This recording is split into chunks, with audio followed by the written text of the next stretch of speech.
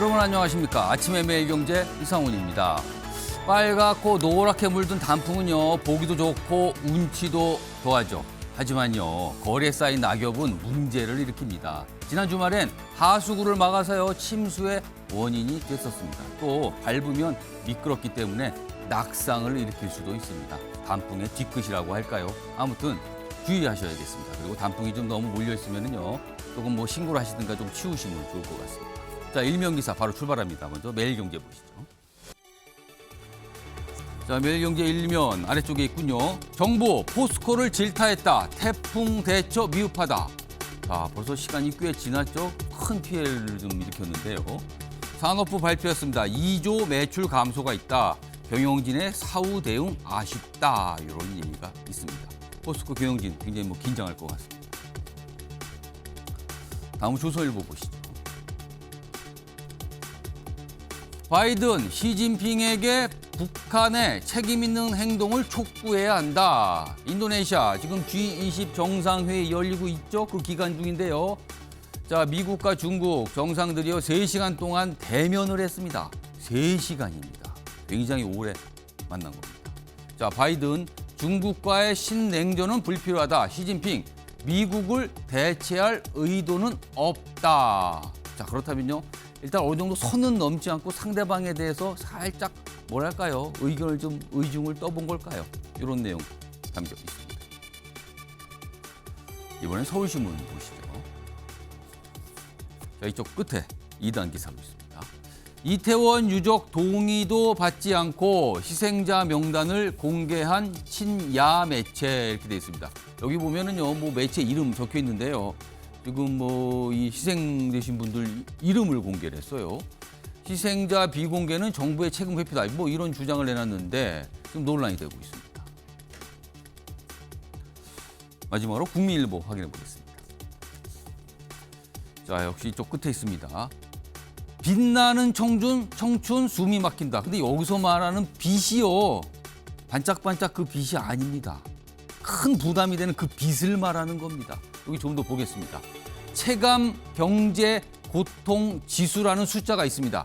이게 연령대별로 이렇게 측정을 좀 한 건데요. 지금 보면은 청춘 세대, 20대 세대로 보이는 10대 후반, 20대 가장 높습니다. 여기 보면 이 지수가 어떻게 되냐면요, 이렇습니다. 체감 실업률과 체감 물가 상승률을 합산을 하는 겁니다. 그렇다면 어느 정도 경제적 능력, 이거에 대한 어떤 인식이 지금 반영된 거겠죠.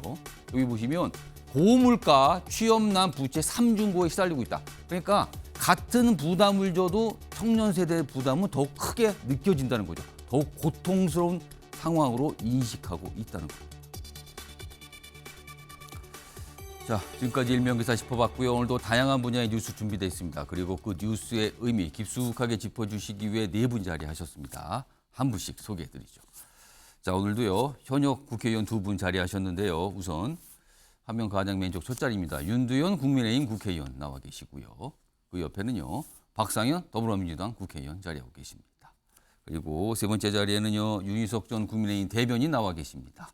그리고 마지막으로 조상호 민주당 법률 부위원장 자리하고 계십니다. 네 분 안녕하세요.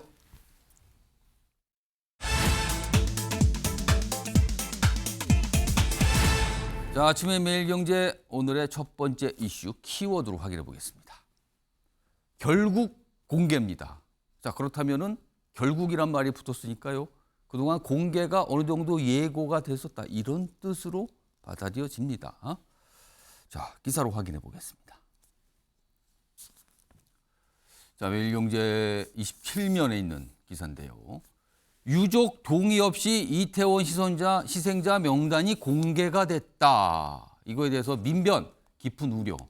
여기다가 제목에 민변이라고 쓴 이유가 있겠죠. 사실 민변은요, 어떻게 보면 지금으로서는 약간 야당 또는 약간 지금 현 정부에서 약간 비판적인 입장 아니냐. 약간 이런 전제가 좀 깔려 있는 거죠. 물론 이제 관계자분께서는 그렇지 않다고 부인할 수 있지만 시각은 좀 그렇습니다. 그런데 깊은 우려를 나타냈다는 겁니다. 좀 더 보겠습니다. 여기 보면 이름이 좀 나와요. 그동안 많이 거론됐던 이름이죠. 유시민, 더 탐사, 협업 매체, 희생자 155명의 이름을 공개했다. 그런데 이거에 대한 이제 비판들이 나오고 있어요. 아니 명단 공개로 과연 유족들에게는 유가족들은 무엇을 얻는 건가? 무엇을 위하는 건가? 그 여당은요. 이거 2차 가해일 수 있다. 법적 책임 이거 따져봐야 된다. 이런 목소리 나옵니다. 여기 보면 이런 겁니다. 이런 형태로 홈페이지를 통해서 이 매체의 홈페이지를 통해서 이렇게 이름이 공개가 됐습니다. 자, 그럼요. 이와 관련해서 어제 여야의 반응이 좀 나왔습니다. 영상으로 확인해 보겠습니다. 유족 대부분이 공개를 원하지 않는 이것을 누가 함부로 공개했는지 여러 가지 법률적 문제가 있을 걸로 생각을 합니다. 어떻게든 유족들을 자꾸 모아서 무언가 정치적 도모를 하려고 하는 그런 사람들이 자꾸 저런 일을 하는 것이 아닌가 하는 시각을 가지고 있고, 유가족들의 그 동의를 얻지 않은 상태에서 공개가 되는 것은 바람직하지 않고 적절치 않다. 실제로 명단이라든가 사진이 공개가 좀 되고 좀 이렇게 제대로 된 추모가 돼서 잊혀지지 않았으면 좋겠다. 이런 뜻을 갖고 계시는 유가족들이 상당수 있을 것으로 생각이 됩니다. 국민의힘에서는 좀 강하게 비판하고 있죠. 그리고 민주당에서는 동의 전제, 유가족들의 동의 전제 이렇게 얘기하면서 약간 신중한 입장을 좀 보인 것 같아요. 자, 이 얘기 좀 해보죠. 일단 조상호 법률부위원장. 이제 법적으로 여러 가지 공방이 있을 수 있어요, 오늘도요. 근데 이게 어제 여러 가지 뭐 전문가들의 의견, 보도 나온 내용 중에서 이런 내용이 있더군요. 고인의 이름 자체를 공개하는 거는 법적 책임이 좀 모호하다. 뭐 이런 얘기가 있고요. 그리고 그러나 입수 과정에 불법 또는 문제가 있다면 이건 굉장히 큰 문제가 될 수 있다. 이런 얘기가 있거든요. 이 두 가지 어떻게 봐야 되는 겁니까? 일단은 돌아가신 분은 예. 이제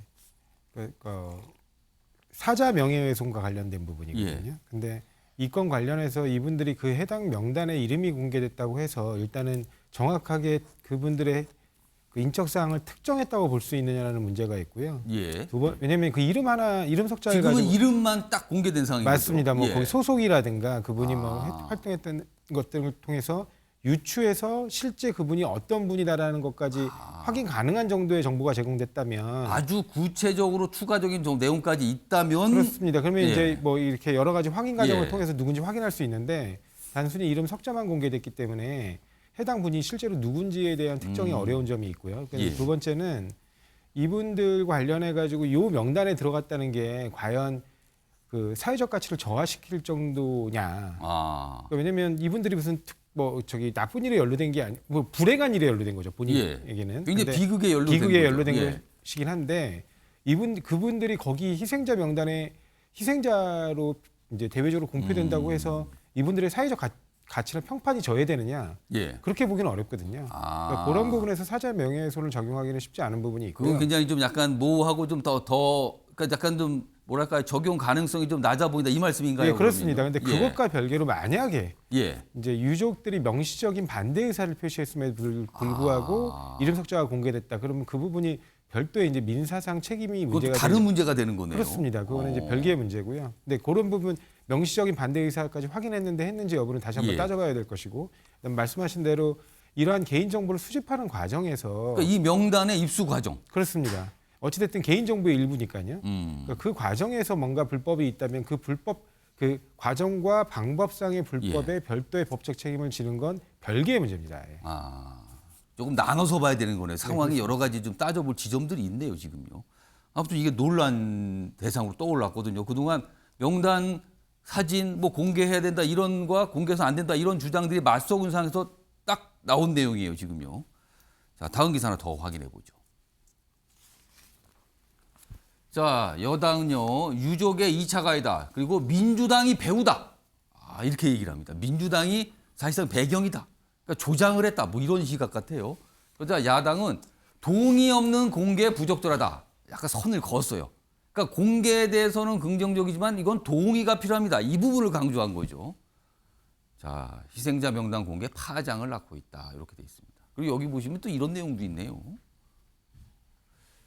여기 주호영 국민의힘 원내대표. 아니 민주화 유공자도 비공개다. 어떻게 된 겁니까? 이렇게 또 딱 비교를 했어요. 그리고 사적 정보 등 법률적 문제 있을 것이다. 그리고 민주당에서는요. 지금 여기 보면 아까 앞서서 이제 유시민 작가 이름이 나왔잖아요. 그래서 필진, 유시민 민주당 사람 아니다. 이렇게 좀 선을 그어요. 그러면서 지금 이 매체와 당을 엮으려고 하는 겁니까? 약간 선긋기 분위기가 있다는 거죠. 그리고 이제 정의당에서도 약간 좀 뭐랄까요? 개탄을 했죠. 이게 뭡니까 지금 이 상황이. 이런 내용도 적혀 있습니다. 자, 그럼요. 지금 국민의힘에서는 이제 민주당을 보고 있어요, 지금. 자, 그럼 이와 관련해서요. 며칠 지났군요. 이재명 민주당 대표가 한 얘기가 있고요. 그리고 어제 이와 관련된 국민의힘의 논평도 있었습니다. 들어보시죠. 세상에 어떤 참사에서 이름도 얼굴도 없는 곳에 온 국민이 분향을 하고 애도를 합니까? 당연히 유족들이 반대하지 않는 한 이름과 영정을 당연히 공개하고 진지한 애도가 있어야 됩니다. 유족의 동의 없는 명단 공개라는 용납할 수 없는 행태를 설계했던 민주당은 지금 온라인 매체 뒤에 숨어 방조하고 있습니다. 그런 의미에서 민주당도 공범입니다. 국민의힘에서 굉장히 강하게 압박하고 있죠.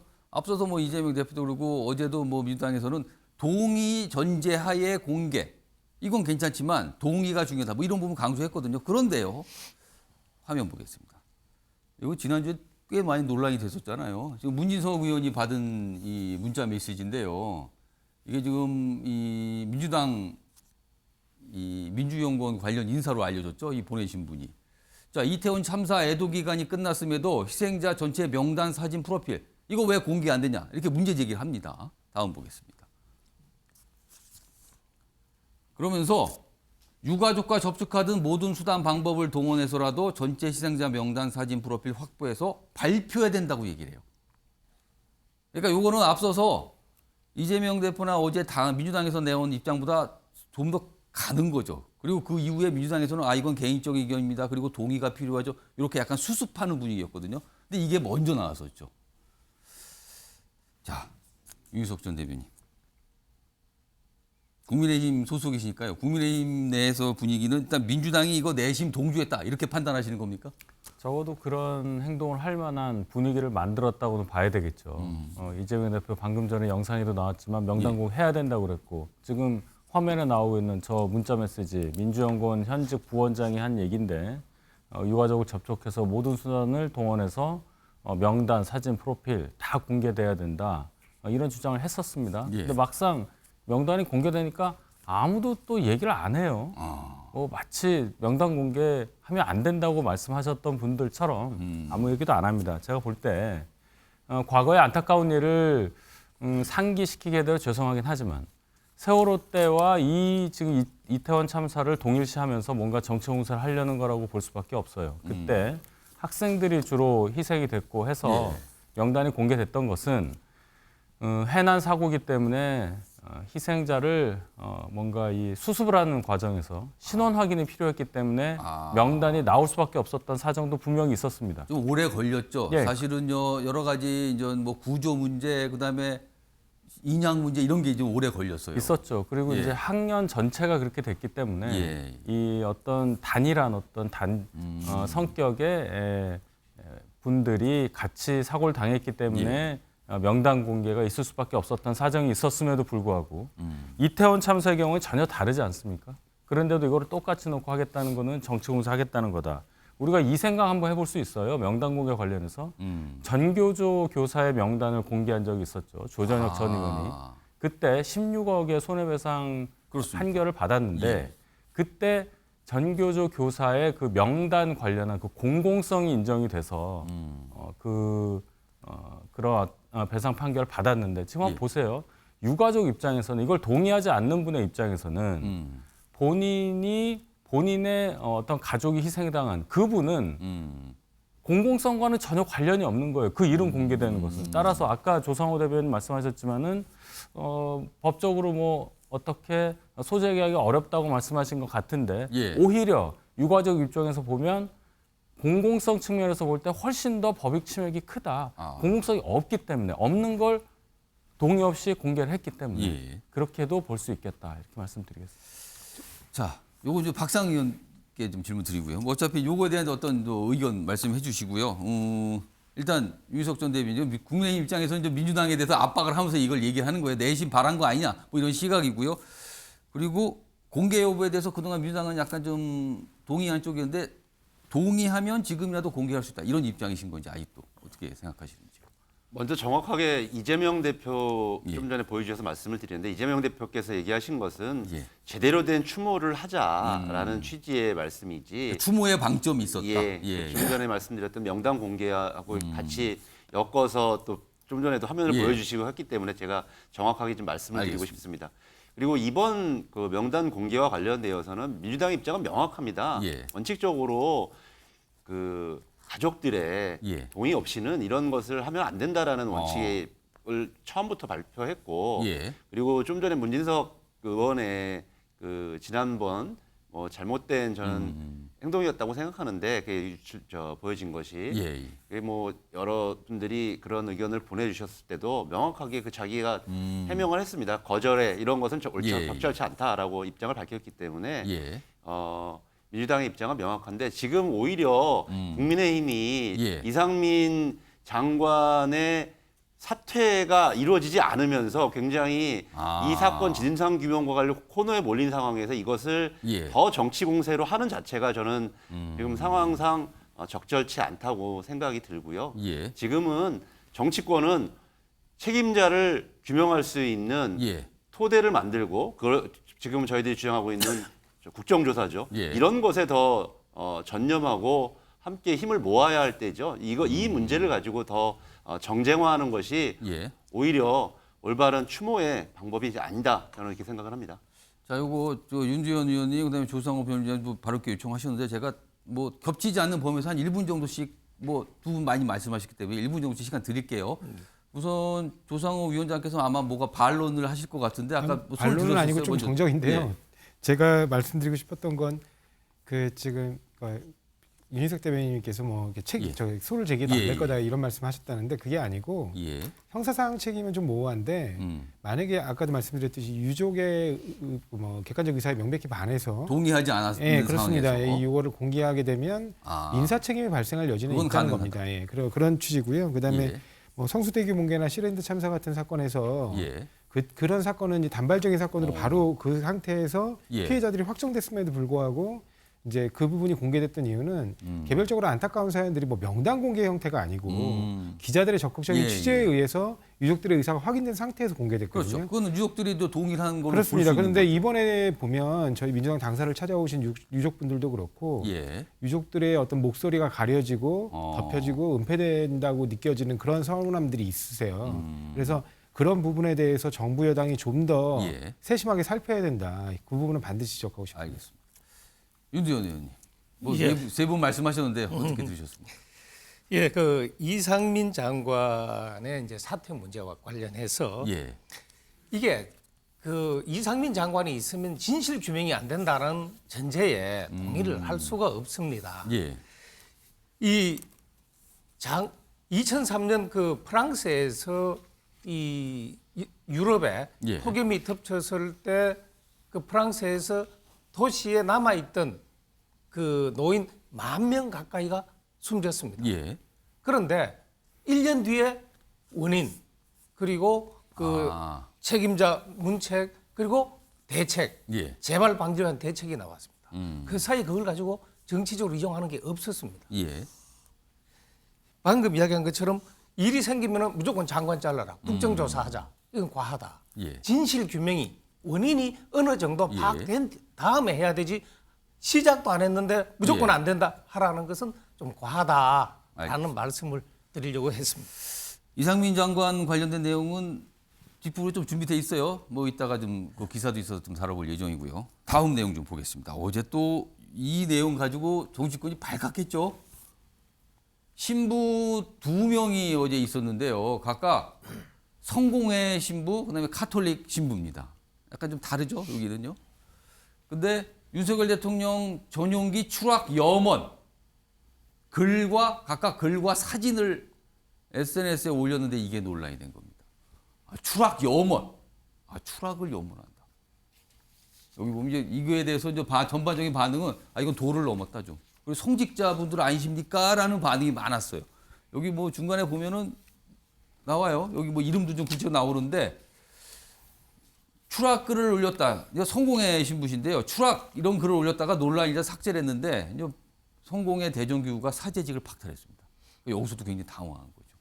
이제 본인은 이거 글을 올렸는데 이게 본인이 뭔가 좀 실수했다. 근데 그 실수가 뭐냐면 글을 올렸는데 그게 개인적으로만 볼 수 있게 해놓은 건데 이게 전체 다 볼 수 있게 되었다. 뭐 이런 설명이 있었는데 그럼에도 불구하고 전 성공회 대전교구에서는 굉장히 문제를 삼으면서 바로 사제직 박탈입니다. 그리고요 이제 천주교 소속의 신부 한 분 계신데 여기 보면 이런 걸 올렸어요. 여기 합성 사진인데 이게 그림 같기도 하고 사진 같은 건데 이게 떨어지면서 비나이다. 기체 결함으로 인한 단순 사고였을 뿐 누구 탓도 아닙니다. 그러면서 이렇게 떨어지는 모습 이렇게 또 올렸어요. 이게 또 논란이 좀 됐습니다. 천주교 쪽에서도 조금 뭔가 좀 들여다보고 있다. 이런 내용도 좀 있습니다. 이 얘기 좀 해볼까요? 요거 유두현 의원님, 조상호 위원장 어떻게 보셨습니까? 이 내용. 글쎄요, 뭔가 혐오입니까? 증오입니까? 이거는 뭐 어떻게 좀 이해되죠?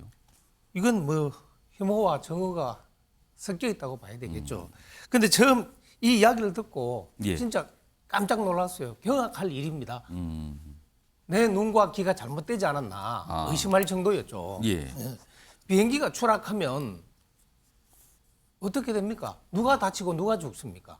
그건 엄청난 일입니다. 자기가 이거는요. 예. 정치적으로 미워하는 사람, 그 한 사람의 문제가 아니라 그 주변에 있는 모든 비행기 타고 있는 모든 사람이 엄청난 피해를 당하게 됩니다. 그런데 이 이야기를 하는 것은 이 내가 미워하는 한 사람이 어떻게 잘못되기를 바라면서 예. 그 주변에 있는 무고한 사람까지 위험에 빠져도 괜찮다라는 도저히 이해할 수 없는 사고에서 비롯된 거다라고 생각을 하고요. 그 다음에 저 개인적인 이야기 이제라고 말씀을 하시는데 예. 개인적인 이야기도 하시면 안 되죠. 다만 개인적인 이야기니까 자기만 알거나 아주 가까운 사람 뭐 사적인 대화 이렇게만 정도에서. 아니까 예. 그걸로 이제 끝나죠. 그런데 이른바 말하는 들킨죄라는 게 있죠. 그러니까 이게 어떻게 보면 기록이 돼 있는 상황인 거잖아요, 예. 지금요. 그래서 그 개인적인 이야기라고 라도 그런 생각은 안 하시는 게 예. 좋다라는 말씀 드리고 그 댓글 보시면 예. 뭐 여기서 말을 하면 좀 과한 이야기도 과한 얘기는 거잖아요. 하시면 안 됩니다. 예. 알겠습니다. 뭐 하여튼 이런 관련 기사에 대해서 하여튼 비판의 어떤 목소리를 담은 댓글들이 굉장히 많이 있었어요, 사실은. 어제 참 굉장히 또 주목을 받은 내용이었습니다. 자, 조상우 위원장.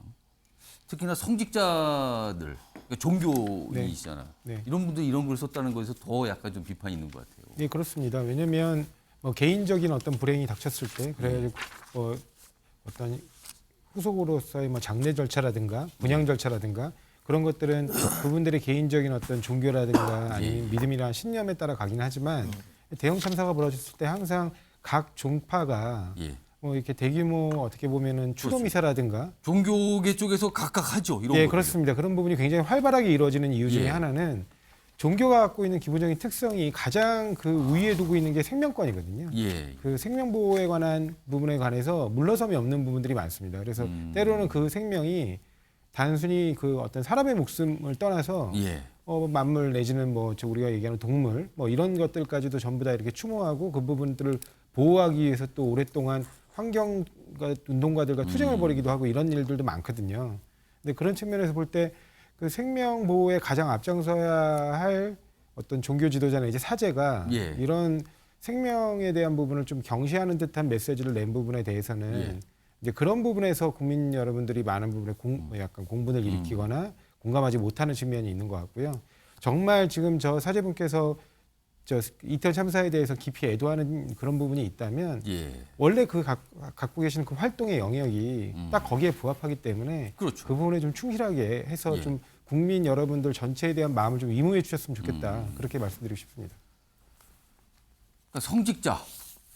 근데 굉장히 정치적. 그 중에서도 약간 증오와 혐오가 담긴 정치적인 표현 아니냐. 뭐 이러면서 논란이 됐습니다. 이런 거는 좀 있어서는 안 될 것 같다는 생각이 너무 짙게 듭니다. 좀. 자, 앞서 다룬 주제와 관련돼 돼 있죠. 이태원 이 헬로윈 참사 관련해서 이상민 행안부 장관 얘기 뭐 매일 나오고요. 국회 가서 매일 질문 받고요. 그렇습니다. 요새 국회가 예산 심사하는 기간이기 때문에 장관들이 매일 가 있거든요. 그래서 뭐 예산 질문도 받지만 관련된 질문도 굉장히 많이 받습니다. 어제도 뭐 나왔습니다. 그래서요. 기사 먼저 하나 보겠습니다. 지금 이런 상황에서요. 소방노조가 문제 제기를 했죠. 이상민 장관 예방 못한 실질 책임 있다. 경찰에 고발을 했습니다. 수사해달라는 겁니다. 뭐 직무유기, 업무상 과실치사상 혐의를 주장했습니다. 즉각 입건 뭐 이런 촉구도 했죠. 뭐 특수본은 관련 법령 검토 이렇게 돼 있습니다. 자, 그럼요. 어제 이와 관련해서요. 국회에서 이상민 장관이 앞서서 있었던 언론 인터뷰, 이른바 폼나게 요 대목이 있었죠. 이와 관련된 사과도 했고요. 어제 소방노조 등등등 뭐 몇 가지 영상 묶었습니다. 들어보시죠. 사적인 문자라고 하더라도 더욱 신중해야 했다고 생각합니다. 결과적으로 국민 여러분께 매우 송구하게 생각을 합니다. 이상민 행안부 장관을 즉각 입건하고 철저한 수사가 이루어져야 함을 주장하고자 한다. 책임을 명확하게 묻지 않는 것은 정부가 스스로 국민의 안전 확보를 위한 노력을 포기하는 것과 다를 바가 없다 할 것이다. 윤석열 대통령이 참사의 책임자를 계속 두둔하고 보호하려 한다면 우리 국회도 국민의 명령을 받들어 이 장관을 포함한 내각에 엄중한 책임을 묻기 위한 방안을 적극 강구할 수밖에 없음을 명심하기 바랍니다. 자, 박홍구 원내대표의 마지막 대목입니다. 엄중한 책임을 묻기 위한 방안을 강구하지 않을 수 없다. 저기 이제 회의 때 나온 얘기거든요. 기자들로서는 굉장히 궁금증이에요. 그럼 뭐죠? 그 강구한다는 건 무슨 내용입니까? 구체적으로 말씀해 주시죠라는 질문을 안 할 수가 없습니다. 오늘 저 민주당 소속인 박상희 의원 나와 계시니까요. 혹시 장관에 대한 해임 건의안 이걸 얘기하는 겁니까? 그 분위기가 있습니까 지금요? 예, 당내에는 당연하게 지금 뭐 더 이상의 예. 법률적 검토가 필요하긴 했지만 파면도 우리가 탄핵도 해야 된다라고 하는 뭐 의견도 해임 건의안 넘어서 탄핵 예, 소추 그런 의견도 여기까지 있죠. 있습니까 예, 지금요? 그리고 또 지금 박홍근 원내대표가 얘기하신 것처럼 해임 건의안에 대해서 예. 좀 얘기를 하셨는데 아마 오늘 정책의총이 있습니다. 정책의총이 열리면 아마 그런 부분에 대해서 또 의원들의 의견도 개진될 것이고 좀 나왔습니까? 그런 얘기는 아직은 뭐 일부 개인별로 예. 있었는데 이제 예. 오늘 정책의총이 있습니다. 오후에. 그래서 그런 정책의총이 열리면 의원들이 다양한 의견을 개진할 뭐 가능성도 저는 충분히 있다고 보는데 하나만 말씀드리면 예. 제가 지난주 이 자리에서 말씀드렸던 것 같아요. 예. 물어보신 게 이상민 장관을 어떻게 할 것 같습니까? 라는 질문에 제가 예. 절대 이상민 장관은 뭐 사퇴 또는 뭐 이런 거. 예. 이런 아마 경질하지 않을 것이다. 예. 그게 상식적이지만 항상 비상식적으로 반응해 왔기 때문에 윤석열 대통령이 다시 지금 상황이 나타나고 있습니다. 예. 지금 이상민 장관이 있으면서 윤석열 대통령에게 도움이 됩니까? 아니면 부담을 주고 있습니까? 저는 빨리 이상민 장관이 예. 윤석열 대통령을 돕는다는 입장이라면 빨리 스스로 물러나는 것이 맞다라는 생각이 들고요. 예. 그런 것이 국민의 바람이기 때문에 그런 부분이 관철되지 않는다면 민주당으로서는 뭐 해임 건의안을 비롯한 여러 가지 국민의 뜻을 예. 밝히는 국회 절차에 돌입할 수밖에 없을 거라는 것에 대해서 저도 동의합니다. 오늘 민주당이 이제 의총을 여니까 끝난 뒤에 뭔가 나올 수도 있겠네요. 설명 과정에서요 지금. 일단 이 기사는 살짝 뭔가 좀 이 언론들은요 예상을 좀 하면서 좀 바라보고 있어요 지금. 자, 이런 가운데요 어제 국회에서 이상민 장관과 관련된 내용을 꺼낸 여당 의원분과 그거에 대해서 또 지적을 한 야당 의원들 간에 약간 설정까지는 아니지만요 좀 대화가 오갔습니다. 이상민 장관은 그 대화에서는 빠져 있어요. 들어보시죠. 확실하게 하고 책임지고 나오면 네. 저같이 이렇게 국회의원도 안 되지 않습니까? 네. 그렇게 꼭 좀 하십시오. 네. 우리 국민 158명이 목숨을 잃은 참사입니다. 입신양명의 기회입니까? 어떻게 그런 말을 주고받을 수가 있습니까? 대단히 부적절합니다. 자, 오늘 현역 의원 두 분 나오셨으니까 뭐 짧게 어떻게 좀 보시는지 질문 좀 드릴게요. 우선 윤두현 의원님. 예. 그러니까 정운천 의원 얘기는 그러니까 앞서서 본인 사례를 얘기를 했어요. 그러면서 이거 잘 수습하면은 입신양명은 아니지만 뭐 국회도 들어올 수 있고 뭐 잘 될 수 있다 이런 얘기인데 이게 지금 사퇴를 하라는 얘기입니까? 아니면 당분간 임기 자리를 지키면서 수습을 잘하는 뜻이라니까 이게 어떻게 좀 이해해야 됩니까? 이 얘기의 취지는. 그 정운천 의원의 예. 그 과거 예. 이력을 보면 예. 뭐 미루어 짐작할 수 있는 부분이 있습니다. 그 광우병 사태 때 이 예. 주무장관이었죠. 예. 그런데 책임을 지고 정치적 책임을 지고 물러나셨어요. 예. 그 이후에 이제 저 지역구에 당선도 되고 그렇습니다. 또 이제 지금은 비례대표 하시지만 아마 이제 명예회복의 기회가 있다. 본인이 억울함을 느낄 수 있더라도 또는 자기가 사태를 수습하고 난 다음 떠나는 것이 정당하고 명예롭다라고 생각할 수 있지만 그렇지 않다 하더라도 그 추후에 그 명예회복의 기회가 있다라는 것을 말씀하시다가 아마 실현한 것 아닌가. 다시 말해서 입신양명을 할 수 있다. 이런 뜻은 아니고 그 때로는 이 본인은 납득이 되지 않더라도 국민들이 원하는 것에 따라가는 것이 바람직하지 않느냐라는 취지로 이야기를 했다라고 저는 이제 생각을 하고요. 제 개인적인 생각은 뭐냐? 정치적 책임은 져야 됩니다. 그런데 그 정치적 책임을 이 초기에 무조건 정치적 책임을 져라 하는 것보다는 사태가 어느 정도 수습되고 원인 규명이 어느 정도 이루어진 다음에 하는 것이 그것이 올바른 일 처리 방식이다. 그렇지 않고 일 처리하는 데는 절차와 순서가 있습니다. 그게 섞이면 어떻게 되느냐? 그게 뒤죽박죽 되면 엉망진창이라는 표현이 맞는 그런 상태가 됩니다. 알겠습니다. 그러니까 지금 보면 요거 볼게요. 이 화면에 지금 떠 있는데 뭐 크게 보면 두 줄로 돼 있잖아요. 근데 첫 번째 대목이 이래요. 확실히 수습하고 책임지면. 그러면은 수습을 한 뒤에 사퇴하라 이런 뜻으로 보이네요. 이거는요. 지금 보니까. 근데 아랫부분 그러고 나면 나같이 국회의원도 되지 않겠는가. 지금 야당 의원은 이 뒷부분을 문제 삼은 거죠. 아니 무슨 소리입니까 지금 국회의원 얘기를 꺼내고요. 이게 뭐 활용을 하라는 뜻입니까? 약간 이런 반응이 나온 거예요. 자, 박상훈 의원님. 좀 전에 뭐 강선 의원이 지적하신 것처럼 이런 대형 참사를 무슨 마치 입신양명의 기회처럼 삼는 그런 표현 자체가 굉장히 부적절하다는 생각이 들고요. 저는 이게 왜 나왔는지 그 배경을 한번 더 봐야 된다고 생각합니다. 이미 여의도에는 어떤 얘기가 돌고 있냐면 이건 아마 여당 의원들도 더 잘 아실 겁니다. 한동훈, 이상민 장관을 비롯해서 윤석열 대통령 주변에 그 뭐 청와대 지금 대통령실 주변에 있는 검사들을 내후년 총선에 대규모로 공천하겠다라는 얘기가 이미 파다합니다. 출마할 수 있다. 뭐 특정 지역까지 막 거론하면서 이미 그 얘기가 돌고 있거든요. 저는 그런 연장선상에서 이미 이런 발언이 나올 수밖에 없다. 지금 어차피 당신도 곧 출마하러 나올 거 아니냐라는 것이 이미 기정사실화 되어 있기 때문에 정운천 의원께서 그런 얘기를 들으신 걸로 보시는 거예요? 그러면은? 그런 것이 이미 파다하게 깔려 있기 때문에 이미 저렇게 부적절한 얘기를 하는 것이다라는 저는 생각이 들고요. 다시 한번 이런 이태원 참사와 같은 대규모 희생을 저런 말로 표현하는 자체는 아까 좀 전에 뭐 극단적인 표현이든 또 이런 정운천 의원의 얘기든 다 빨리 지양돼야 된다고 생각합니다. 그러니까 요즘에요 어떤 얘기가 나와서 그게 그 소리 좀 이상하지 않습니까라고 이제 지적을 받으면요 취지가 그게 아닌데요. 이 설명이죠 통상?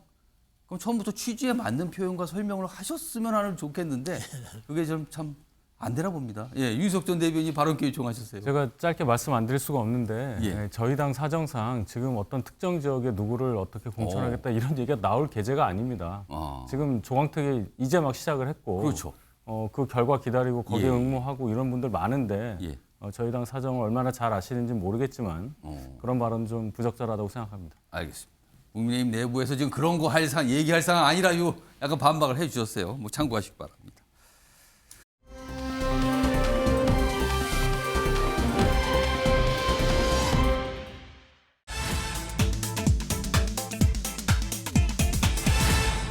2명만 따로. 이게 무슨 소리입니까? 2명. 근데 따로 뭘 했다? 이런 뜻일까요? 자, 기사로 확인해 보죠. 윤석열 대통령 지금 순방 중이죠. 지금 인도네시아의 G20 정상회의 참석 중이죠. 그전에는 캄보디아에 있었고요. 그런데 이번엔 전용기에서 특정 기자 2명만 따로 불러서 면담을 했다. 여기 보세요. 1시간 정도 대화를 했다 그래요. 대통령 전용 공간에서. 근데 이제 특정 언론사 기자 2명이에요. 그러면 여기 못 들어간 기자들 입장에서는 뭐지요? 라고 좀 할 수도 있어요. 그래서 이게 좀 야당에서 문제 제기로 있죠. 아니, 언론관이 어떻게 된 겁니까? 이거 무슨 상황입니까? 라는 전 지적들이 좀 나왔어요, 어제요. 좀 다른 기자들이 현장에 있는데 지금요. 예, 이 얘기 좀 해보죠. 근데 조상호 위원장. 예. 어제 정치권에서 이 얘기가 좀 회자가 좀 됐었어요. 나도 기사로도 다뤄주고 있는데 이거 무슨 상황일까요, 이게? 일단은 뭐 지금 그 대상이 됐던 채널A 기자하고 CBS 기자 관련해가지고 채널A 기자 같은 경우는 과거 후보 시절부터 이제 좀 가까웠다. 예, 적극적으로 가까이서 근접 취재도 많이 하고 해서 약간 오랜 인연이 있어. 그러니까 이제 뭐 그래 뭐 그렇게 긴 시간은 아니지만 꽤 많은 시간을 같이 보내면서 작년서부터 했겠네요. 예, 그렇습니다. 그래가지고 예. 친분이 있기 때문에 불렀다는 얘기가 있고요. 뭐 CBS 기자 같은 경우는 이제 배우자가 이제 법무부에 좀 인연이 있는 이제 있나요? 검사죠. 그러니까 보통 검사들 중에 가장 가고 싶어하는 곳이 법무부라는 점을 고려하면 이 정부에서 아마 좀 그 윤석열 대통령 희하 검찰에서 나름 역할을 하는 검사인 것으로 보입니다. 그래서 그 검사의 배우자이기 때문에 사전에 어떤 교감이 있어서 그 부분에서 따로 부른 거 아니냐 이런 얘기가 있는데 그거는 아주 명확한 설명 없어서 그냥 뭐 기사 중이나 이렇게 뭐 나오는 얘기인데 일단 네, 근데 배우자가 검사 법무부 검사라는 점은 확인된 사실입니다. 그래서 그러니까 그런 부분 관련해서 그 이전에 사실은 MBC가 이게 동행 취재하는 과정.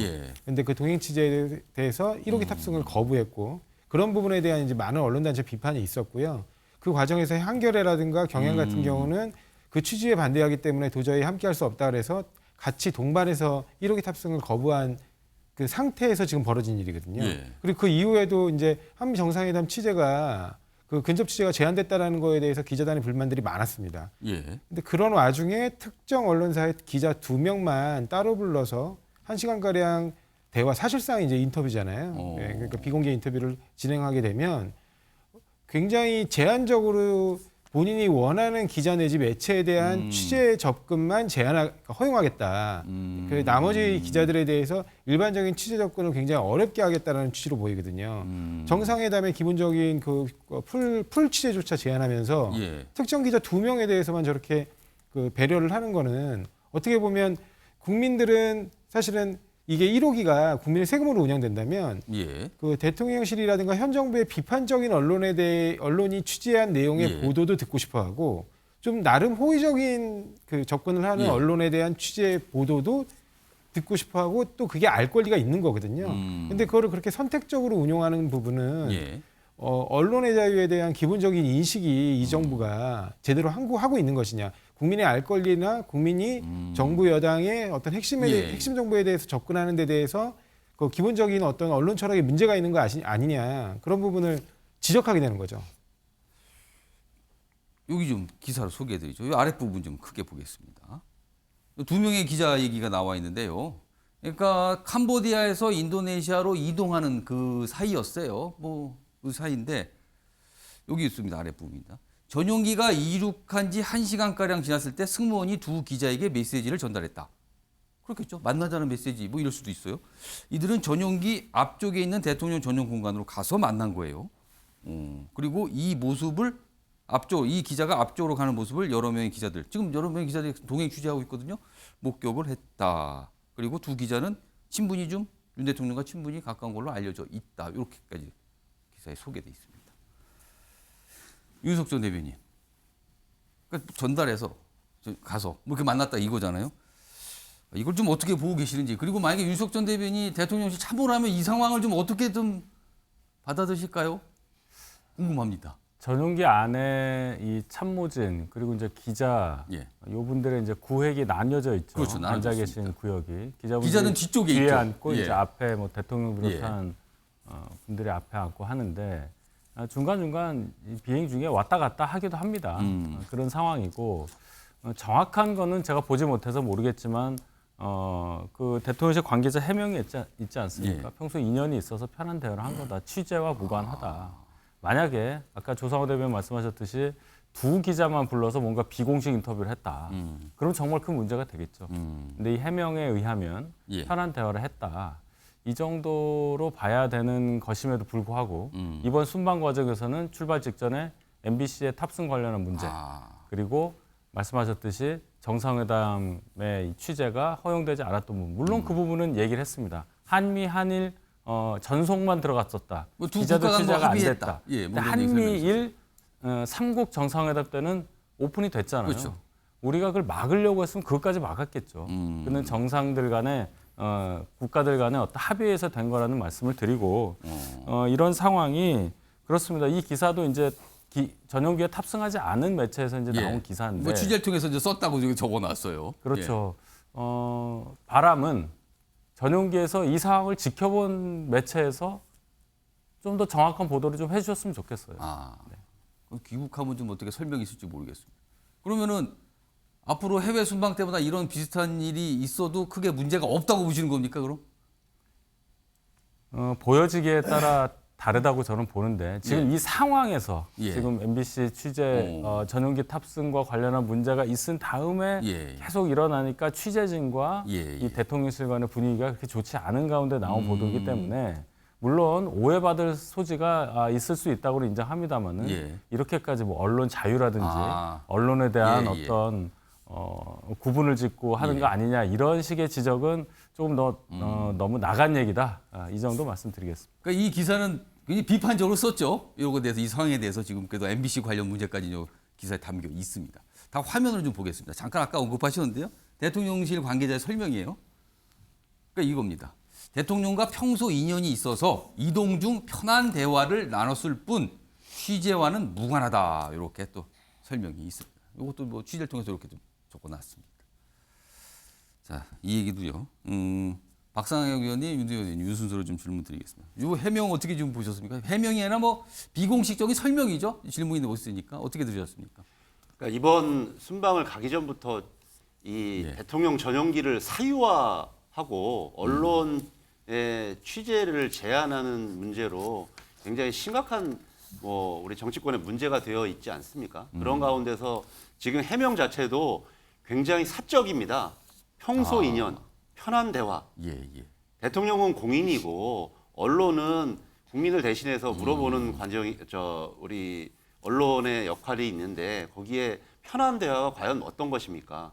뭐 좀 전에 정확히 확인이 될지 모르겠지만 배우자가 검사를 하면 그 검사하고 뭐 얘기 뭐 이런 얘기하는 것이 편한 대화입니까? 아니면 무슨 가족 얘기라는 것이 편한 대화입니까? 그러니까 지금 상황에서 1시간 정도 편한 대화라는 것이 과연 성립할 것인가 자체도 저 설명도 좀 이해가 가지 않고요. 지금 대통령께서 이번 순방 내내 또 김건희 여사도 그렇고 굉장히 그 공인으로서의 행동을 아직도 몸에 익히지 않고 마치 개인의 뭐 전유물처럼 이 순방을 하고 있는 것이 아닌가라는 또 다시 한번 심각한 걱정을 할 수밖에 없습니다. 그리고 윤석열 대통령은 예전 검사 시절부터 이 그런 논란들이 많았지 않습니까? 수사 정보를 특정 언론에만 이렇게 준다 이런 비판들이 많았었는데 그런 것들이 아직도 남아 있는 것이 아닌가라는 또 한편의 걱정도 들기도 합니다. 어제 이 얘기가 좀 알려졌고요. 오늘 기사로 뭐 다뤄지고 있는데요. 귀국을 하잖아요. 그럼 윤석열 대통령도 귀국하고 뭐 오늘까지입니다. 그럼 오늘 밤에 이제 비행기 탑승 예정인데요. 내일 정도 도착하거든요. 그럼 거기 있었던 기자들도 있고 아마 조금 더 어떤 사실에 대한 확인 과정 이거 좀 필요해 보기도 합니다. 아무튼 이런 내용이 좀 알려져 있습니다. 윤두현 의원님 어떻게 보셨습니까? 예, 그 언론과의 긴장 관계는 건강한 긴장 관계는 좋은 겁니다. 그러나 불필요한 이제 긴장 관계는 바람직하지 않다라고 이제 미리 말씀드리고 유착이 더 문제죠. 그리고 대통령실 관계자가 취재와는 무관하다 하는데 기자와의 대화는 다 기자가 대통령을 만났는데 이겁니다. 그래서 이제 저거는 취재와는 무관하다라는 게 이 스트레이트 기사가 이야기하는 건지 모르는데 알게 되면 해설이라든 이런 기사에 녹아 나오게 돼 있습니다. 그래서 취재와는 무관하다라는 게 말이 맞나라는 생각은 한번 해보고요. 사실 무슨 얘기를 했을까 굉장히 궁금하긴 합니다. 그 자리에서. 예. 그리고 그 이제 대통령 전용기 뭐 저도 이제 타본 경험이 있습니다. 그 기자로서 탄 것이 아니라 이제 이 공무원으로서 이렇게 탄 경험이 있는데 공직이었을 때 그 전용기에 있으면 저희들이 그 대통령에게 그 만나보라 건의를 합니다. 왜? 이 기사를 통해서도 이 민심이 전달되지만 이 기사로 나타나지 않았는데 구두로 전할 이야기도 있고요. 보다 객관적인 제3자적 입장에서 전하는 게 필요하니까 건의합니다. 그래서 이 만남이 어떻게 이제 이루어진지는 모르겠지만 그 앞에 사정은 잘 모르겠습니다. 그리고 여기서 다만 말씀드리고 싶은 것은 언론 자유는요. 모든 언론을 똑같이 하는 게 자유가 아닙니다. 언론 자유라는 그 자유는 국민의 알 권리를 위해서 진실을 전하는 과정에서의 자유입니다. 그러니까 여기 보기면 비공식 인터뷰라고 그러는데 아니 인터뷰에도 공식이 있고 비공식이 있어요? 사실 인터뷰라면 기사가 나오면 인터뷰겠죠. 근데 뭐 아직 그런 얘기는 없네요. 그래서 그 우리가 미국의 레이건 대통령을 미국에서 뭐라 그러냐? 위대한 소통자라 그럽니다. The Great Communicator라고 이야기를 하는데 그 레이건 대통령은요. 특정 언론사를 수시로 만납니다. 만나서 자기가 어떤 정책을 펴려고 하는데 당신이 봤을 때 민심과 연결해서 어떻게 되느냐. 이런 거 자주 이야기했어요. 그거 잘못된 건가요? 그러니까 지금 뭔지 오해를 하시는 게 공평한 취재를 하는 데 있어서 모든 언론에게 똑같은 기회를 주는 것이 언론의 자유라고 오해를 하시는 것 같은데 그건 아니다. 동행한 다른 기자들이 이걸 봤거든요. 2명 기자만 가는 거를. 개인적으로 섭섭할 수는 있죠. 그럼 자기들이 그런 면담을 이 대통령과의 어떻게 보면 포괄적인 기회, 취재 기회죠. 가또 노력해야지. 왜 나한테 안 하느냐. 좀 심하게 이야기하면은요. 시험 문제 틀리는 학생이 왜 시험 문제 어렵게 내냐 하는 이야기가 똑같습니다. 자, 박상원 의원이 이제 듣고 계시다 이제 발언 기회 요청하셨어요. 제가 짧게 한 드릴게요. 짧게만 드릴게요. 윤두현 의원님은 굉장히 이걸 옹호하시는 것 같아요. 앞으로 이렇게 홍보석도 하셨었는데 이런 식의 언론과의 관계를 굉장히 지금 말씀 듣는 제가 듣기로는 굉장히 좋은 뭐 대통령의 자세다, 언론관이다 이렇게 생각하시는 것 같아서 앞으로도 과연 계속 이렇게 나올지 걱정이 좀 돼서 다시 한번 말씀을 드립니다. 그럼 반복될 거냐 이 질문을 하셨어요 지금요. 한마디로 말해서 이것도 오해다. 알겠습니다. 오해다. 아무튼. 근데 뭐 우리 박 의원이 하시는 말씀이 같습니다. 오해다. 이거에 대해서는요 지금요.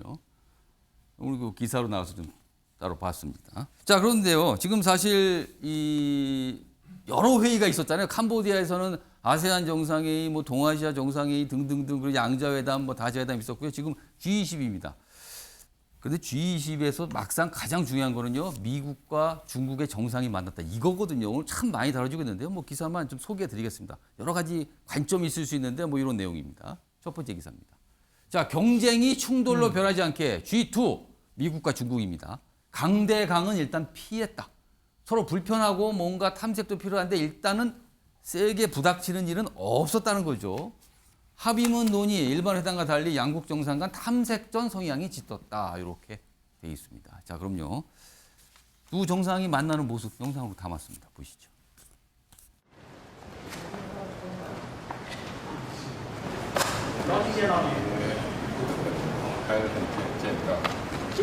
总统先生你好，社会的期待，普遍期待中美处理好彼此。 As well, that if they did, they meaning North Korea, that we would have to take certain actions that would be more defensive on our behalf, and it would not be directed against North Korea. Would not be directed against China. And I do not think there's any imminent attempt on the part of China to invade Taiwan. And I made it clear that our policy on Taiwan has not changed at all.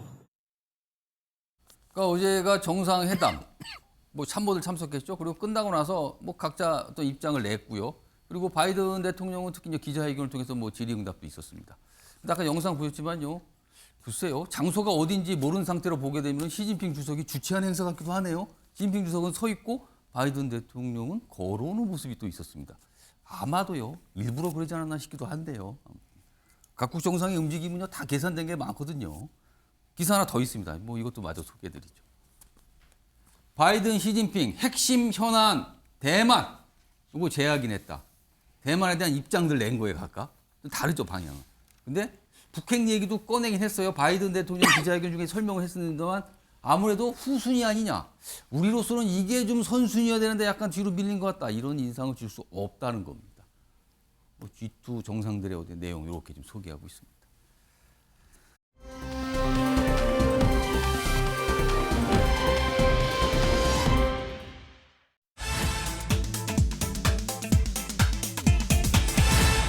자, 이번 키워드는 올인 안 된다. 올인은 한꺼번에 다 거는 거 아닙니까? 이게 도박 같은 데서요. 올인은 근데 안 된다. 이 얘기입니다. 기사 확인해 보겠습니다. 검찰 정진상 오늘 소환. 이재명 민주당 대표의 최측근.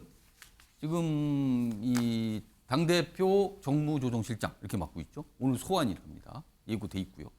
아마 포토라인에 안 설 거로 지금 얘기가 나오죠. 그러니까 비공개로 소환하는 정태가 될 것 같다는 거예요. 그리고 이재명 연결고리 검찰이 캐물을 뜻하다 이렇게 돼 있습니다. 그러니까 이 기사는 소환하는데 검찰이 바라보는 지점이 여기 아니냐 이렇게 지금 소개하고 있어요. 진술을 거부할 가능성도 있다 이렇게 돼 있습니다. 자, 이 기사가 하나고요. 다음 기사 하나 더 보죠. 이런 가운데 어제 민주당 대검 항의 방문이 있었죠. 그러니까 정진상 검찰 출석 전날 야당은 대검 항의 방문 이런 가운데 비명계는 당이 너무 올인하는 거 아닙니까? 그러니까 정진상 실장에 대한 보호에 너무 빠져 있는 거 아닙니까? 뭐 이런 지적이 일부 나온다는 거예요. 그럼 이런 거죠. 사법 리스크 뭐 많이 나온 표현입니다. 그다음에 윤정부 수사 이용의 야당 탄압 경향 이런 건데요. 정진상까지 만약에 구속되면은 이재명 대표 리더십 타격 아닌가 이런 겁니다. 당내에서 약간 이럴 때마다 약간 이견 또는 쓴소리 하시는 분이 있죠? 그 목소리 준비했습니다. 들어보시죠. 정치적으로 이렇게 뭐 공격하고 공박을 할 일이 아니라 사법적으로 법률적으로 대응할 일이죠. 지도부가 나서서 하는 것은 적절치 않아요. 올인하면 안 되죠.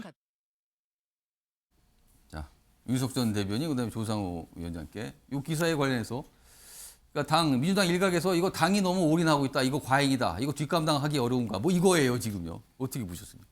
정확한 얘기죠. 이 당대표 이재명 대표를 둘러싼 어떤 검찰 수사에 대해서 뭐 야당 입장에서야 당연히 반발할 수는 있는데 지금 이재명 대표를 직접적으로 뭐 인신구속을 했다든지 그런 게 아니라 그분과 가까운 측근이라고 하는 분들이 한 명씩 지금 조사를 받고 있는 단계, 뭐 영장이 발부된 단계 이 정도인데 예를 들어서 정진상이라는 분을 보면 소위 말해서 그냥 당직자 아니겠습니까? 다만 이재명 대표의 측근으로 인정된 사람. 그런데 당 전체가 저렇게까지 뭐 대변인 성명을 뭐 8번이나 얘기했다고도 하고 의총장에서 사무총장이 나와서 이분은 죄가 없다 이런 식으로 설명도 했다고 하니까 굉장히 과한 거죠. 만약에 이 정진상이라는 분과 관련해서 정말 명시적으로 어떤 유죄 증거가 나와서 검찰에서 기소를 하고 최종적으로 유죄가 확정이 될 경우에 지금 민주당 전체가 이렇게 달라붙고 있는 이 상황 어떻게 수습이 되겠습니까? 그러니까 이것은 당이 나아갈 길과 당대표의 어떤 개인 비리라고 하기는 좀 그렇지만은 당대표와 관련된 일을 구분해서 대응해야지 이런 식으로 하는 것 자체가 결국 또 다른 정치 공세 수렁에 빠지는 거다. 이렇게 정리해 보겠습니다. 조상호 법률 부위원장은 이 사안과에서 민주당에서 약간 법적 대응 쪽에도 맡고 계신 걸로 제가 알고 있는데 정진상 실장에게 어떤 일이 벌어진다면 이거는 이재명 대표에게 직결된다. 이렇게 지금 당에서 판단하는 겁니까? 그렇게 판단하는 문제가 아니고 이 건에 대해서는 검찰이 오히려 지금 모든 사안에서 민주당의 이른바 걸고넘기 이런 걸 하고 있는 거거든요. 왜냐하면 지금 이재명 대표와 관련된 이런 사건들뿐만이 아닙니다. 서해공무원 피습 사건이죠. 피살 사건, 피격 사건. 그 피살 사건에서도 결국에는 뭐 서욱 전 장관하고 김홍희 전 해경청장을 무리하게 구속했다가 구속적 부심에서 풀어주게 됐잖아요. 그러니까 전방위적으로 야당과 관련된 모든 수사에서 그렇게 나섰기 때문인 것이고요. 그다음에 이번에 민주당이 대변인이나 예. 사무총장의 입장을 밝힌 것은 분명히 그건 뭐 여의도의 모든 분들이 대부분 알고 있듯이 정진상 전 실장이 지금 근무한 게 채 한 달 정도밖에 안 돼요. 예. 그리고 당사에 근무 장소가 없는 거는 대부분이 다 알고 있습니다. 그럼에도 불구하고 무리하게 당사에 대한 압수수색을 진행했기 때문에 예. 이 부분을 사실은 민주당이 거리두기를 하고 싶어도 예. 검찰이 자초해서 끌어들인 측면이 있거든요. 결국에 그 민주당의 입장으로서는 현 정부 여당의 예. 지금 여러 가지 정책적 실책 그 부분에 대해서 지지율 하락과 그다음에 그 어떤 여론의 비판 이런 부분들을 국면 전환하기 위해서 야당을 고의적으로 끌어들이고 있다. 예. 그러니까 그런 부분에 대해서 그러면 야당이 강하게 대응하지 않고 어떻게 저항을 합니까? 그런 부분들을 따지고 묻고 하는 것이지 이게 무슨 대표 개인의 예. 그 개인 비리 의혹과 관련해서 예. 당이 뭐 적극적으로 방어에 나선다 이렇게 보기는 어렵다는 겁니다. 근데 대검을 항의 방문이는 보통 일은 아니거든요. 제1야당에서 다수당이. 맞습니다. 저 지금 예. 대검 항의 방문한 게 지금 이른바 검찰 독재 정치 탄압 특위라는 걸 예. 당내에 만들었거든요. 예. 근데 거기에는 이재명 대표 사건만 있는 게 아닙니다. 그러니까 아까도 말씀드렸듯이 문재인 정부 때 예. 이른바 정책적 판단 예. 내지는 그 어떻게 보면 통치권자의 그 숙고한 결단과 관련된 문제들까지 전부 다 사법 수사의 대상으로 삼아서 예. 무차별적으로 수사하고 있는 반면에 오히려 지금 이미 그 많은 부분에서 의혹이 나왔던 이른바 윤석열 대통령 관련 본부장 의혹에 대해서는 전혀 수사가 진행되지 않고 예. 있는 점. 그리고 지금 이재명 대표 것만 해도 1년 가까운 기간 동안 검찰이 수사를 했는데 그때 그 검찰의 수사의 기본적인 토대, 그러니까 예. 유동규가 700억 가까운 뇌물을 받기로 했다라는 기본적인 토대를 다 무너뜨리는 유동규 하나만의 진술을 가지고 갑자기 이재명 대표의 측근들을 향해서 수사를 진행하는 그런 부분들이 예. 전체적으로 볼 때 민주당과 민주당 인사들에 대한 정치 탄압성 기획 수사다. 이런 측면이 있다고 판단을 해서 하는 것이지 이재명 대표 개인이나 이재명 대표와 예. 관련된 의혹과 관련해서만 따지기에 찾아간 게 아닙니다. 그럼 다른 방향으로 제가 지금 하나 더 추가로 드릴게요. 네. 만약에 정진상 실장이 이재명 대표와 관련이 없는 인사였다면 이렇게까지 민주당이 반발을 할까? 이런 질문 나옵니다. 제가 다시 말씀드리시면 만약에 그러면 정진상 실장이나 김용 부원장이 예. 이재명 대표와 관계가 없는 없는 사람이었다면 인물이라면. 이렇게 수사가 됐을까요? 또 거꾸로 질문을 네, 하시네요. 그거를. 1년이라는 기간 동안 예. 굉장히 강도 높은 수사, 엄청나게 많은 예. 수사팀이 동원돼서 강도 높게 한 수사에서 검찰 스스로가 잡았던 프레임을 지금 무너뜨리면서 진행하고 예. 있거든요. 근데 과연 그랬겠냐는 겁니다. 알겠습니다. 시각이 다르죠. 윤석 전 대변인, 조상호 부위원장 두 분 뭐 이 사안에 대한 의견 들어봤는데 한 분은 맞다, 당이 올인하고 있다, 이유가 다 있죠. 그리고 조상호 위원장은 그런 거 아닙니다. 자꾸 왜 연관 지으세요, 뭐 이런 시각을 좀 보여주셨습니다.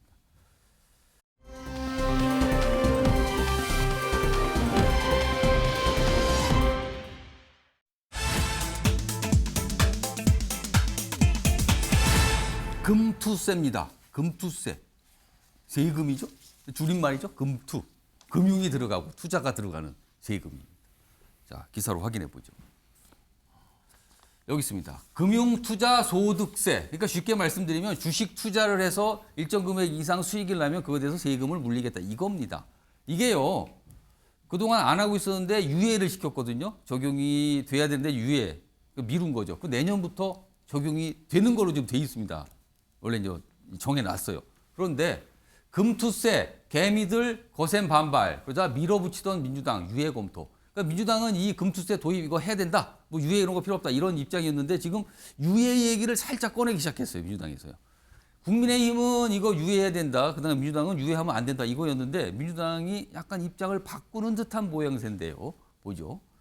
경기 침체 속에 신받는 2년 유예론. 그러니까 개미 투자자분들 이제 불만 제기를 하는 거죠. 지금 가뜩이나 주식시장도 안 좋은데 어떻게 할 거냐는 거죠. 요 얘기가 하나가 있고요. 다음 기사 하나 더 보죠. 근데 이 기사가 이제 크게 다뤄진 이유는 이재명 대표가 이 얘기를 꺼냈어요. 비공개 회의에서. 금투세 유예 반대 민주당. 이재명 대표까지 나서자 선의 기류다. 그러니까 개미 투자들 피해 있다. 불만 제기하는 거 아니냐. 이거 검토해봐라. 당이 그렇게 고집할 필요가 있는가. 뭐 이런 취지의 얘기를 했다 그러죠. 그러자 민주당이 검토한다. 그러자 또 일각에서는 아니 그렇다고 이것도 지금까지 한 거하고 입장이 다른 거 아닙니까? 포퓰리즘 아닙니까? 뭐 이런 목소리가 있다고 그러네요. 자, 일단 이 얘기 좀 해보죠. 박상현 의원님. 금투세 내년부터 이제 원래대로 도입이 돼요. 세금 이제 물리는 거예요. 뭐 주식 투자하기는 5천만 원 이상 연간 수익이 나면 이제 세금을 물리겠다 20%인데 이거 지금 유예를 해야 된다는 분위기로 가고 있습니까? 아니면 아직은 아닙니까? 어떤 상황입니까 지금? 예, 뭐 아시는 것처럼 이게 굉장히 상위에 있는 사람, 상위 주식 투자자들에게 예, 그렇죠. 해당하는 세금이고 2년 전에 여야가 합의했던 그렇습니다. 그런 제도인데요. 지난주부터 아마 기획재정위원회에 있는 저희 당 의원들 중에 상당수가 이 문제가 당위적으로 옳고 그리고 지금 이 세금을 내는 사람들은 소수이기 때문에 필요성은 있다고는 하더라도 현재의 주식시장이 너무나 지금 침체되어 있는 상황들을 감안해야 된다라는 의견을 내시기 시작을 했습니다. 저도 개인적으로는 거기에 좀 동의하는 편인데요. 아무리 목적이 옳고 타당하더라도 예. 그런 상황과 국민들의 여론을 감안해야 하는 것이 제도가 순기능을 발휘하는 데도 전 도움이 된다고 생각을 하는 입장에서 예. 이렇게 이재명 대표가 조금 더 신중하게 검토하자라고 하는 것은 그런 여러 가지 흐름들을 좀 반영하고 있는 것이 아닌가라는 생각이 들고요. 예. 아직 뭐 최종 결론을 내린 것은 아닙니다만 예. 그런 부분들에 대해서 좀 당내에서 좀 토론이 더 있을 것으로 뭐 오늘 정책의총도 아까 거기서 아마 말씀드렸는데 다뤄질까요 오늘요? 그를 아마 의원 정책의총은 이제 당론을 검토하는 예. 것인데 이 문제에 대해서도 의견들을 제시하는 의견들이 있을 것입니다. 그래서 아마 그런 부분들 함께 검토된다면 당의 입장도 좀 정리가 되지 않을까 싶습니다. 목소리를 좀 크게 내시는 당원분들께서 또 비판하지 않을까요? 이거 만약에 입장을 이렇게 바꾸면은? 뭐 저는 그렇게 생각하지는 않고요. 아까도 예. 말씀드렸던 것처럼 저희들이 목적 자체가 뭐 틀리다는 것이 아니라 목적은 굉장히 옳고 또 여야가 합의했던 것이지만 아무리 좋은 법안도 시장의 여건을 감안해야 된다는 것. 특히 예. 주식시장이라는 것은 심리적인 것이 굉장히 중요하지 않겠습니까? 예. 최근에 우리 김진태 지사발 이 예. 채권 시장의 그 위기 이런 상황 속에서 그게 얼마나 중요한지를 다시 한번 그렇죠. 깨닫고 있기 심리죠, 때문에 그런 부분들 우리가 심리적인 요인도 감안해야 된다. 왜냐하면 이거의 대상은 1%지만 아주 그 많은 개미 투자자들까지 영향을 미칠 수 있기 때문에 그런 것들도 고려해야죠. 윤두현 의원님, 국민의힘은 진즉에 이거 유예된다 주장을 계속 내놨거든요. 어떻게 보고 계십니까?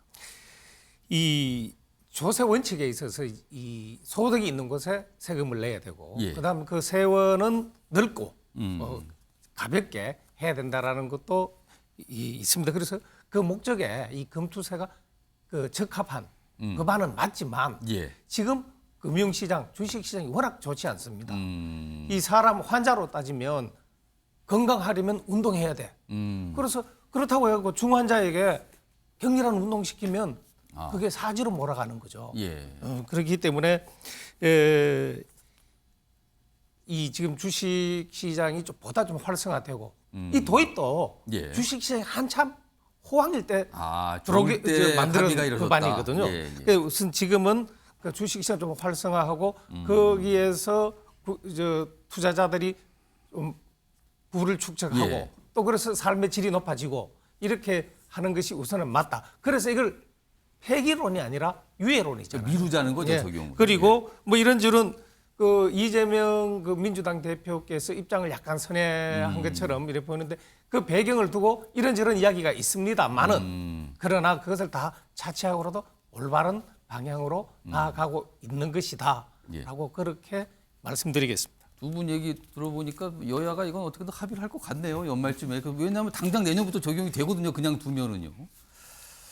자, 다음 뭐 몇 가지 이제 사회 분야 기사 좀 소개해드리죠. 첫 번째 보시죠. 이딴 영장 기각에 김봉현 도주하자 검사가 112에 실종 신고했다. 이게 무슨 소리죠? 이거 며칠 전부터 계속 나오는 기사인데요. 기각, 도주, 112 신고? 자, 조상욱 위원장, 이거 무슨 얘기입니까? 일단은 이제 검찰이 도주의 정황이나 우려가 있다는 이유로 영장을 여러 차례 신청을 했는데 그 보석 기간 중에 이제 이미 보석 결정이 나온 거죠. 이게 라임 사태에 관련된 인물이죠, 지금. 맞습니다. 라임 사건의 핵심 인물로 알려져 있고요. 이른바 검사 술접대 사건의 술접대 당사자이기도 합니다. 그래서 사실은 원래는 이제 구속으로 진행되다가 이제 보석으로 나오게 됐습니다. 근데 이제 다른 어떤 정황이 파악됐는지 검찰에서는 계속 이제 구속영장을 청구를 했고요. 근데 그 부분에 대해서 법원은 이미 보석 결정이 내려졌고 그 이후에 재판도 성실하게 응하고 있는데 어떤 의미로 도주의 우려가 있다는 것인지 납득하기 어렵다. 근데 진짜 도주했잖아요, 지금. 예, 그렇죠. 근데 이제 그 전에 법원 입장은 보석을 결정한 재판부의 의견도 있고 그리고 그 이후에 보니까 재판도 성실하게 나오는 거예요. 예. 그러니까 이거는 뭐 다시 그렇다고 구속영장을 받아주기는 좀 애매한 거 아닌가 하는 예. 판단이 있었던 것 같습니다. 예. 근데 거기에 관해서 이제 검찰이 예. 어느 정도 도주의 우려에 관련된 이제 어떤 정황이라든가 증거를 제시했는지는 잘은 모르겠지만 그런 부분들이 조금 좀 그러니까 강과된 측면들이 있지 않았나 싶은 부분은 있고요. 그 과정에서 이제 알겠습니다. 김부현 씨가 예, 예. 최근에 도주를 하게 된 겁니다. 알겠습니다. 예. 지금 어디 가는지 모른답니다. 자, 아침의 매일경제 오늘은 여기서 마무리합니다. 시청해 주신 여러분 고맙습니다.